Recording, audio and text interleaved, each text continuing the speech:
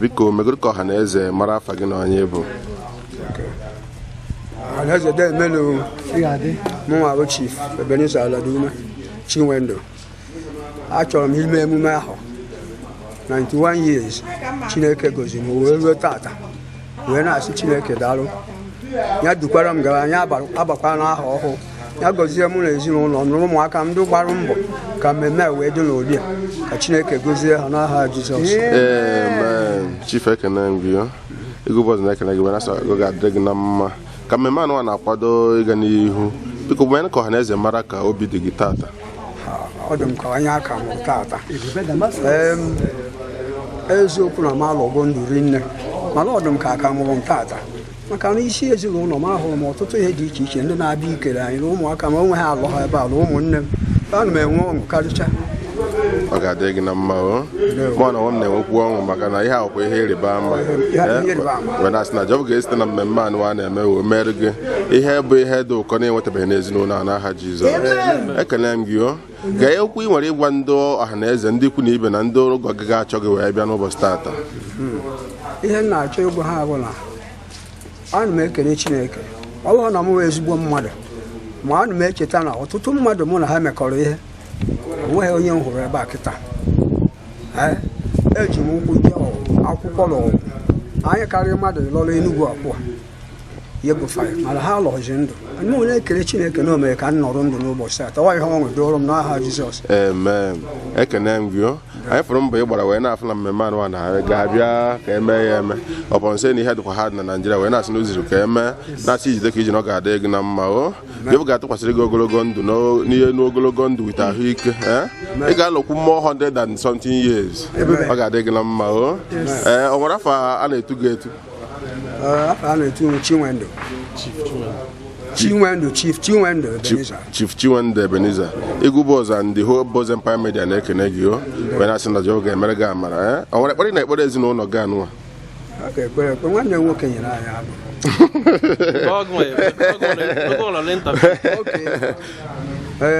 anyị ekpere n'aha Jizọs. Amen. N'ike na ọbara Jizọs Chineke nke pụrụ m ihe niile onye ike niile dị n'aka ana m asị gị imeela n'ụbọchị tata ana m enye gị ọṅụ ebe ọ dị ukwuu mụ nwa ama ha na m ga-anọ ndụ wee ruo n'ụbọchị tata ma ana m asị gị gaa n'ihu gozie m karịa etu a ana m enwe ọṅụ na ana m ahụta ụmụaka m ụmụ ọ ihe ọṅụ dịọrụ m Chineke mee nke a ka ụmụaka atekwa karịa n'iru m dị ọdụ tata ndị m ga-amụta ha ga-anọkwa ndụ karịa mụnwa ka ọ dị etu a n'aha Amen. Igwu Boz ekene gị o wee na-asị na ọ ga-adị gị na mma na-asị na ọ bụ na ịbụ mmanya na ịbụ nkwụ enu ife bụbụ ọjị bụrụ aka inu ọ ga-adị gị na mma o jidere ezinụlọ gị na mma wee na-asị na ọkụ ego ha na ezinụlọ ama nyụnarị ha agbụrụ gị ga-adịgide ụwa ebe wee na-asị na ọ ga-adị gị na mma n'aha Jizọs. Ekene m gị o ekene m gị o nwanne mmadụ onye ka m kene ikuku Jos egbe eji eje ọgụ Ikuku Jos Igwu Boz ekene gị o thank you for thanking me. ngwụgwa na ife mere iji wee nọ n'ezinụlọ a n'ụbọchị taa? Jehova wee onye ebube Jehova wee onye ukwu uda so na mba anọ na mba enji wee bịa all the way from Lagos. My big uncle na-eme 91 years birthday mosị ka m bịakwa iri ukwu asịrị celebrate ya ihe a na-eme wee kene Chineke na ndụ o nyere ya na ahụike maka onye ji ego ahụ adịghị mma ọ dịghị oke ihe ezughị oke mana onye jide ego jide ahụike ọṅụ ezughị oke inye nri ori ọfụma ọma ndị ala appetite mana ọ bụrụ na ahụ dị mma ọ ga na-agba egwu ọṅụ na-enye Jehova otuto otu o si dị. ekene m gị ọ ga-adị gị na mma o ka ihe na-abụ ihe na-ayọ Chineke ka o mere ezinụlọ a n'ụbọchị taata. Ihe na-ayọ Chineke ka o mere ezinụlọ a anyị ncha one family. Ana m etu Jehova ebube Damascus ọkwụrụ ọkara ibe ụkpaka na-agbara n'udu mmiri na-agbara m n'ọkọchị obiri dịka aka na ala babahum otu mba ji ụwa niile na-eme ofload eriwe agwụ bụ Jehova aga n'ije ma ọ nọ ya ma iji aga n'aga oje na oje na mmadụ chika nze na ọzọ ogbenye mmeri obe meriwe mbọmbọ kokomikomi ọ bata na adị mma wa ọgaranya eze udo o mere onye na-enwe onye na-emeri ya ọ ga-enyere ezinụlọ aka nyere anyị aka ka iwe anyị dị iche iche ka mkpa anyị dị iche iche o ga-enyere anyị aka ebe ọbụla anyị isilo ihe anyị na-edi ka ọ ga-emere anyị o chi na-enye admission chi na-enye ego chi na-enye ndụ chi na-enye akụ na ụba ka o gozie ezinụlọ a gozie the extended family n'aha Jizọs Kraịst. Amen. Ikuku Jos igụbọzọ ekene gị ọ ga-adị gị na mma. Anyị na-asị ma nwere ihe ọzọ gị n'obi nwere ike igwe ọha na eze ọkwa abụ otuto ka m ji bịa ma bụrụ na ọha na eze ka ha nụta. Ịbụ Chineke na-ebu gị mmadụ nke ụwa, ịbụ Chineke na-ebu gị mmadụ na-agha ụgha, mmadụ na-agharịpụ. Ịbụ Chineke na-ebu gị mmadụ, okwu gị niile bụ eziokwu. Chika dibịa, ọ dịghị ihe nyere gị n'omume. Chika dibịa, na ọ dịghị ihe nyere gị n'omume. Ihe ahụ na-ekweghị omume na Chineke emego ya na ntabi anya. Chika dibịa, ọ dịghị ihe nyere gị n'omume. Isi anaghị inwe ya, isi anaghị inwe ya, isi anaghị inwe ya, isi anaghị inwe ya. Aka m dị n'enu dadio, aka m dị n'enu papa. Bịa nara ekele anyị jiri bịa, bịa nara otu ụta jiri bịa. Aka m dị n'enu, aka m dị n'enu, odegwu n'agha n'ezie. Ọ ga-adị gị na mma o. Anyị na-asị ọ ga-adị gị na mma wee na-asị na ọbịa nke bịa n'ezinụlọ a n'ụbọchị taata ga-ebutere gị ihe ọma. Ọ ga-ebutere gị udo tọrọ atọ, ịfụnanya zuru oke na mmepe ụzọ n'afọ anụwa n'aha Jizọs. Igụbọzọ ekene gị. Igụbọzọ, thank you. Ekene m. Thank you, sir.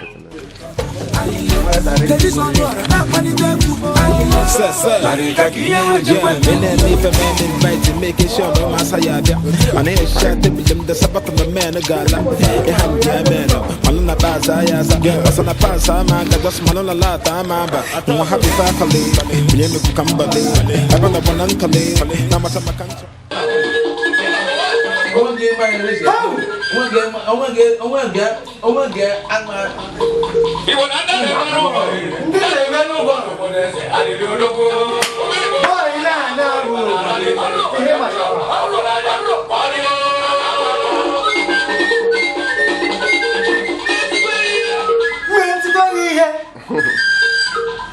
You know some meal.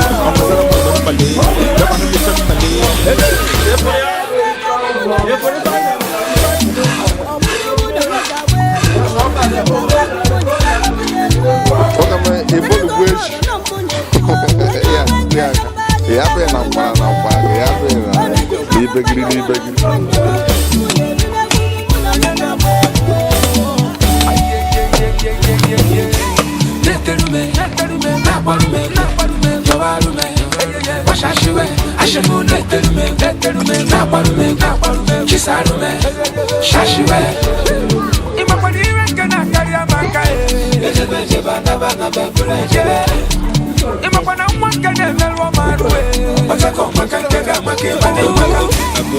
I know it's easy. From Monday low to Sunday, I ain't leave a call bazaar. Spending money by the bar. I'm the only one on a bar. But you go voice him up, but you go come and look at that. I'm happy faculty. You know, come by the I'm on a voluntary. Now, much of my country. That's my kind of one jelly. I say, you know, the one for me. I'm with a woman, Malay. You're going to be family.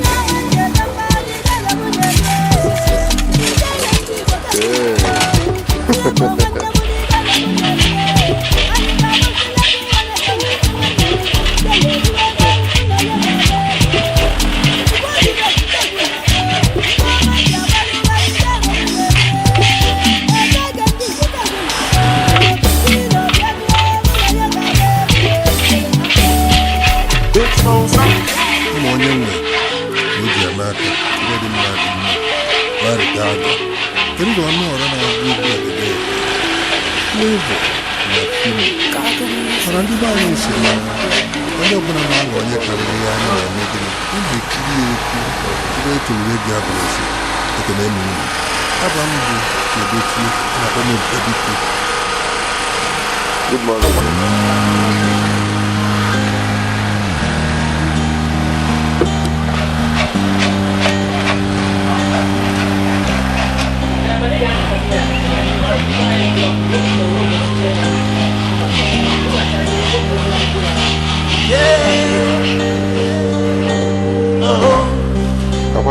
She looks so sad, feeling all alone. She's feeling bad. He has no home, thinking all is lost. He looks so sad. Do you really know how beautiful you are? The Spirit of the Lord lives and dwells in you. All over the world, no one looks like you.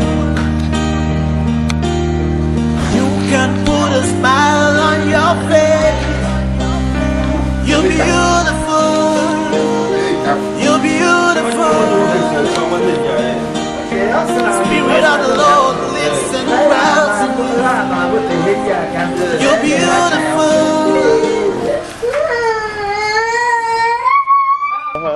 Destiny.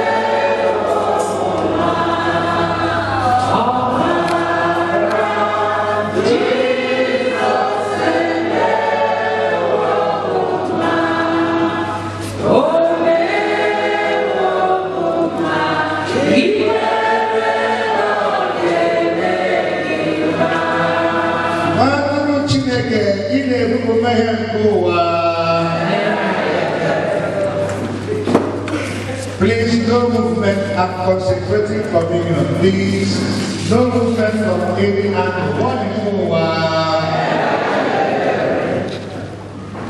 One movement Chineke, in a movement forward.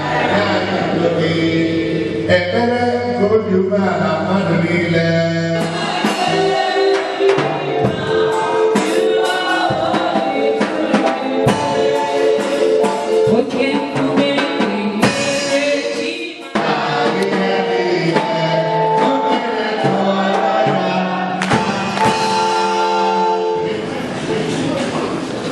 Papa, I guess in the bread in their birthday today. I'm going to tell you never.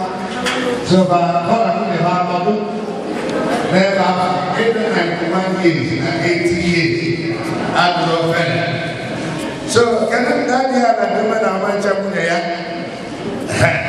but I never. Only a couple of years. Okay, my 91 years old. Our man is can you die because of the Venus or Linus? Or get 80 years. Our life will get 80 years. You don't know. Yana Munaya.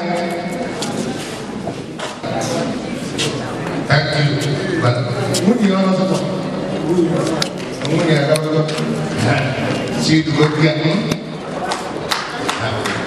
we go to a man in 80 years, and that is not like that.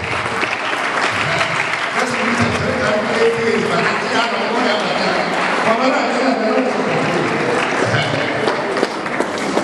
all my cousins go to go much over the very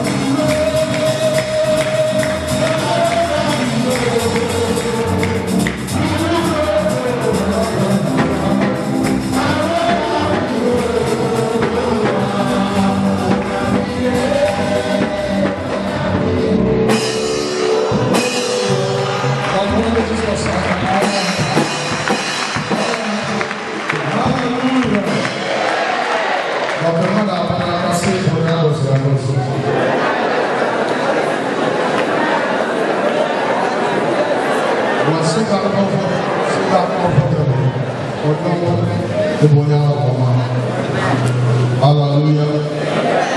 Actually, going to because God is all about God. And actually, always give them my I will not have been here sleeping at this side. But the first night, Anamaga emailed the Assemblies of God, Lokikwe District, crossover night. On my way from a crusade, I don't pass a crusade. I'm on a crusade, I'm not ready. Here is one more night, one man along the village here at 5 p.m. On the first night, Maga was the crossover night. I left around to 9 in the night. By the time I was driving, making to that road, or a tiny road, when I was there, I was charging. So when Maga, all of a sudden, my phone to the subclass. Coming in the street, those people won't actually do what? The Spirit of God says, don't allow this vehicle to overtake you. If this vehicle overtake you, you're in trouble. Now I zoom off. And now I want to go on. I know about the thing is going why I'm about the safeties of the Lord. Somebody hearing me. By the time you got the disease, and now they have passed our own bridge, they are close to me. I was in a very place here. I was like this place. Lord, behold, that's God. What do I do? That's it. God. Back by the side here. What I want to do. Make it that road is good for Muslim. Ghana provision shop never scandal doctor. I was expecting this vehicle to come. Not good. The vehicle was going. So I was asking, where is this people now? Okada will squeeze waffle. Okada photo move come on the other side. I said, okay, remember how on Okada. God, what do I do? So wait. So start this Bible and go. Start that go. Wherever that place is, go to the program. That night, you never were around that community. You see how I feel good that there was going to be someone and that's had enough for the traditional ruler. Whoever what you tell you we cross over the night. And at the end, they couldn't get the traditional ruler they left. What happened? What happened? We need another. Let's start with the kidnapper. The good vehicle of the parcel. On the natural number. That was the natural guy. Let's address this topic. In fact, for the last year, the president will rule. That a militant force against the church. Against Christianity in this country. But the sense that something is happening. Because that is going to disgrace all of them. Hear me. Let me tell you something. We are living in a days of power. We are. We don't know why now. So good everywhere. Both in the Western world and the secular world, there's trouble everywhere. But they that know their God, they shall be strong and blessed. I'm going to change the number. Somebody here. What do you mean? I do somebody there. Every time I've never traveled. Every time I've traveled, and so many things happen. More than Chinwendu Ebelizer. I got an Anglican dances on Saturday at the Benue State. Finish your program at St. Paul. Now, by the time I get to Cross River State and the boundary, Benue State, That time I was coming towards that place. Lo and behold, the Spirit of God said, "Park this vehicle." I'm journey more here, the toilet. Or the toilet after I go to some shop. How come I was so? What do we have like ordinary men? This time everyone has to be serious with his God. This time around, you know what I see? What do you do? What can you only see or anybody have their bed? When I cannot force myself, nobody can watch your bed or something change your bed 4 times. Now I don't know, come on one time, less and less or whatever. Nothing happened. After the 4 times or something, or you go, put your bed, start your bed and go. More taking and go to the move. By the time you see back, now all the other junction, the better man, as soon as the herdsmen and back that community. At that road, a lot of people were kidnapped. Before the answer to the park, that's a good that this is where I answer to this story. Under divine action, your life is hidden in Christ. Fashion against you shall prosper. When they come, God will make a way of escape for your life. If you believe it, can I hear it?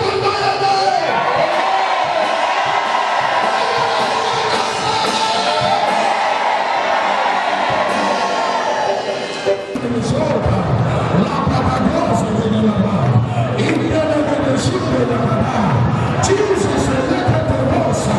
Arise your mother. I'll watch this fire. Watch this matter. Watch this trouble over. In the name of Jesus. Let it be so in the name of Jesus. Father, I decree. I will defeat the Lord.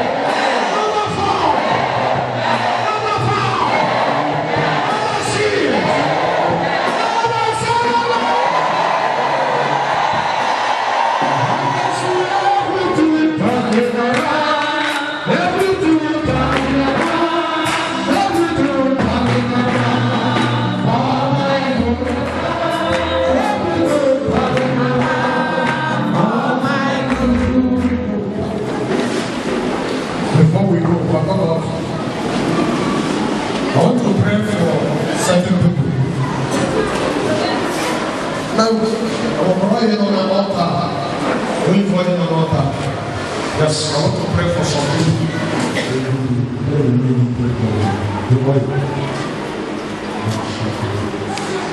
Father, in the name of Jesus, thank you because your word is good. And I want this one. Asking that the Lord this covenant has meant to nations now. Let the covenant of life, protection, safety, and security, and deliverance be upon his life. And the people go that beginning from today, the Lord is coming alive. I speak peace to your sisters, to your life, to everything that concerns you. I anoint you in the name of God the Father, Son, and the Holy Ghost.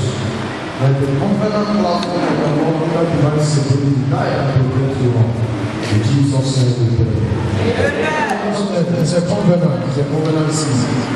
The first Sunday, just 5,000, 5,000, literally 5,000. So in this covenant, see yourself God. The covenant of security. He can tell you about only your job.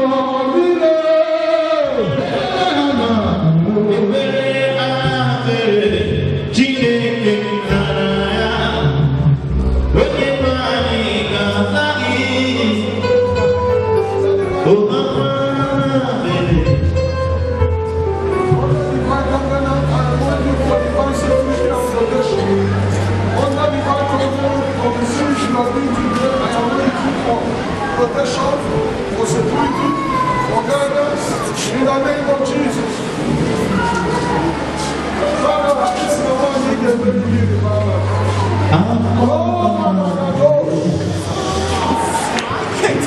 Somebody hold up. Lava Aposa, Lakababa, Sudalaba, Le Papa Prosele, Lord, you are God. Thank you, Jesus. Oh, blessed be your name, Lord. I anoint you under the covenant platform of security. We anoint you for protection, for testimony, for glory, for visitation, for divine security around your border and your territory. Let the hands of the Lord be upon you. Blessings that endure.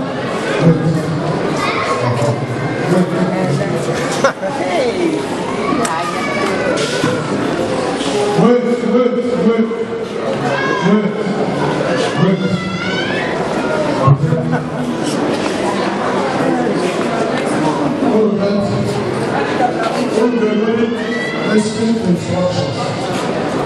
Listen to instructions.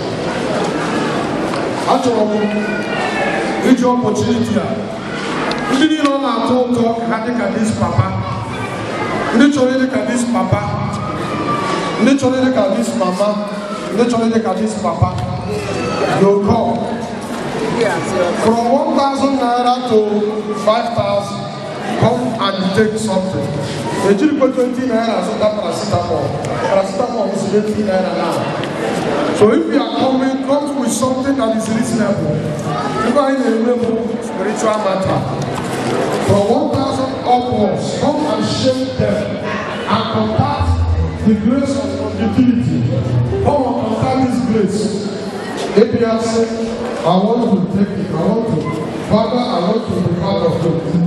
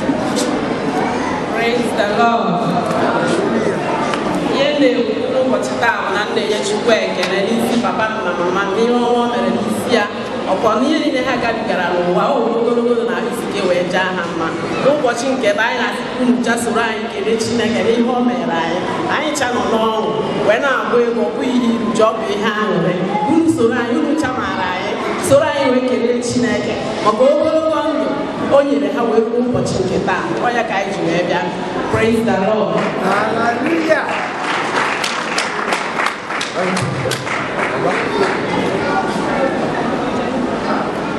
Praise the Lord. As God can actually in your moment, according to oh, and they are happy to each other. How do one hour of what about you and Chineke here the Salomon? I will move that. I say that I can do this, but I can mention or do that.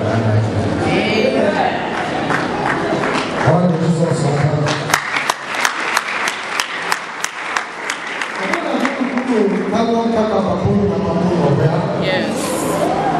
Go and get a compass seed now and sow. They can gather and come and share them at the same time.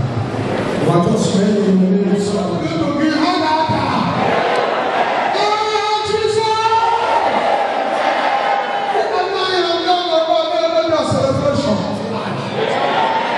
celebration will not depart from your family. Celebration will not depart from your children. So shall it be. In the name of God the Father, and of the Son, and of the Holy Ghost.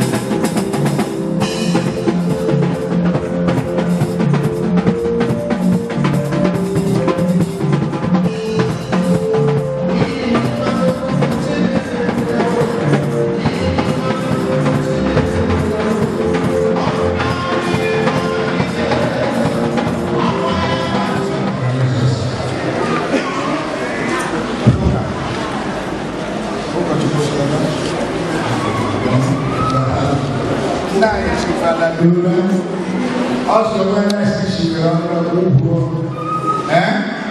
the year they will be